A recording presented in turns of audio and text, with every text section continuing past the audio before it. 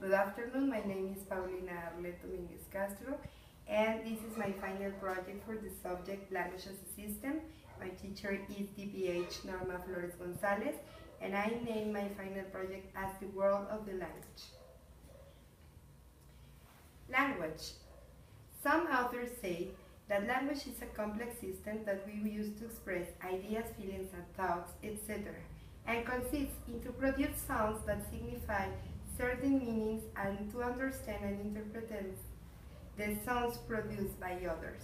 They say that this is a complex system because it's not just one item, it's a group of items that have a specific function to have a good relation to communicate our ideas. First of all, we have to talk about the properties of language, that are the properties that make us different to the animals or how the animals communicate. The first one is displacement, that it refers how we use the language to talk about the events in the past or in the future, or even the events that doesn't exist. How create these sentences to make stories or talking about a subject or topic. Arbitrariness is the ability that we have to name the things as they look like. The productivity is the ability to create words, as many words that we can. The cultural transmission is all the cultural things that we get from our culture or family or the place where we live. Discreteness is the study of the letters as a simple word or as a simple symbol that can change the meaning. It depends on the position in a word. And duality is when you have the ability to use the words to change a meaning in a sentence. When we are talking about the language acquisition, we can mention four main authors as Piaget, Chomsky, Krashen, and Vygotsky. Some of the theories that they have this relation between how can we acquire the knowledge, and we can begin with Piaget, who says or who talks about the stages, about the kids, how they can get the language. At the beginning, they acquire the language through the senses, touching, seeing, and perceiving.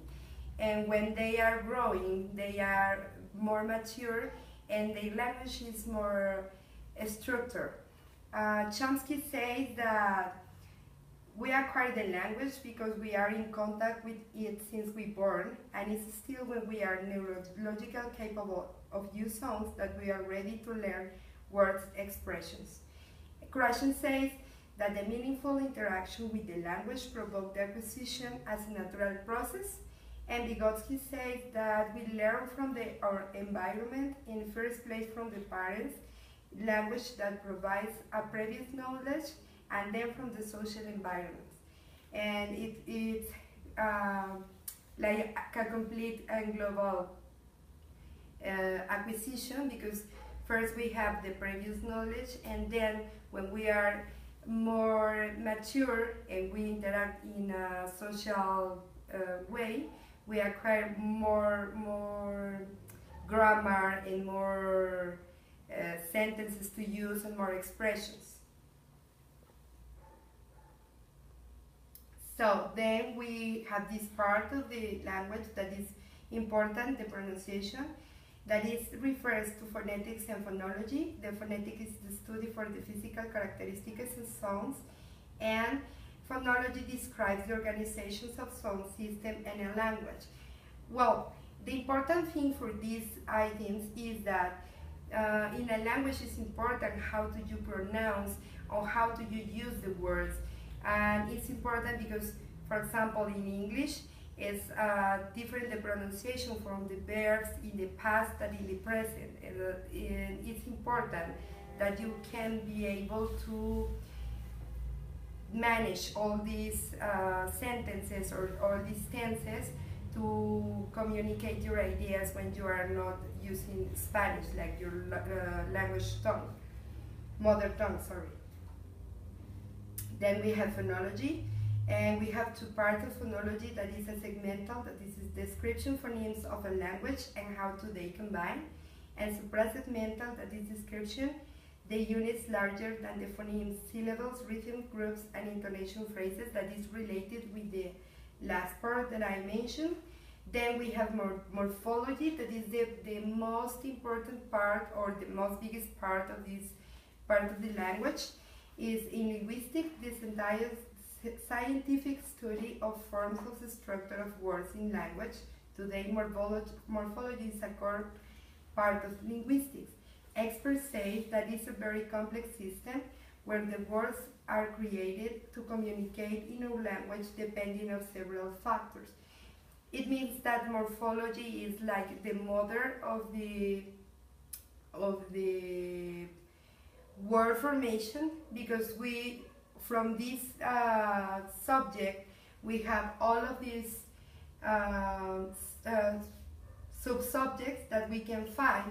That is, for example, that we have to understand that the morphology is the study of internal structure of the words, and the word is a small and independent unit of a language that have an internal structure and are built by even smaller pieces. Then we have from these complex words and simple words, and the complex words have an internal structure by themselves that consists in two or more pieces, and we have a root. Then we have morphemes and inflections that are one type of grammatical morpheme or morpheme that indicate some kind of grammatical relationship. It means that morphology is not just morphology instead. It's full of these sub-subjects like affixation, compounding, connage, clipping, blending. That is how we can make more sentences or more new words to express ourselves. Then we have the syntax, that is the way words and clauses are arranged to form sentences, and that arrangement contributes to an enhanced meaning and effect.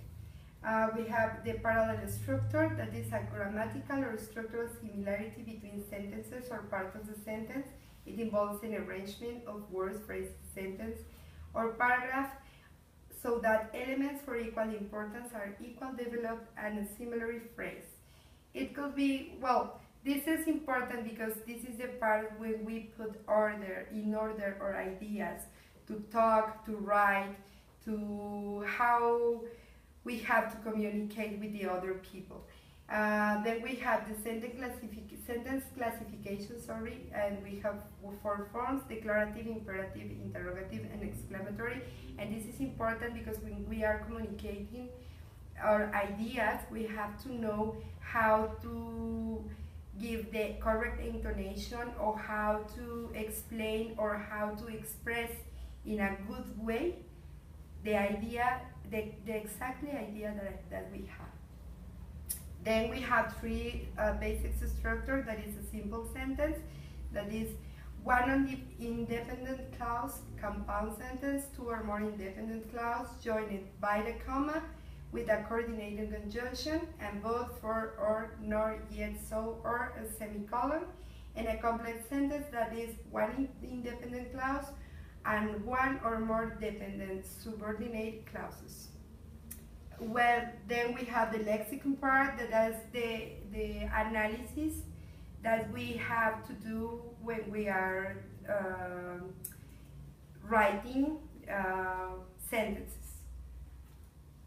So this is an example of this, and it's important for us how to know the structure, what is a noun, what is an article, what is an adjective, because it's the important part to have a good structure when we are writing, or even when we are talking. This is the nomenclature. And well, as a conclusion, As it was mentioned at the beginning, the language is considered a complex system because it's formed by several items that have a main importance as a single piece and as a complement in a group.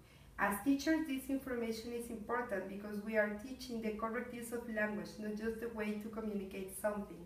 It's important because as teachers, we always have to look for our students be better to express themselves. Thank you.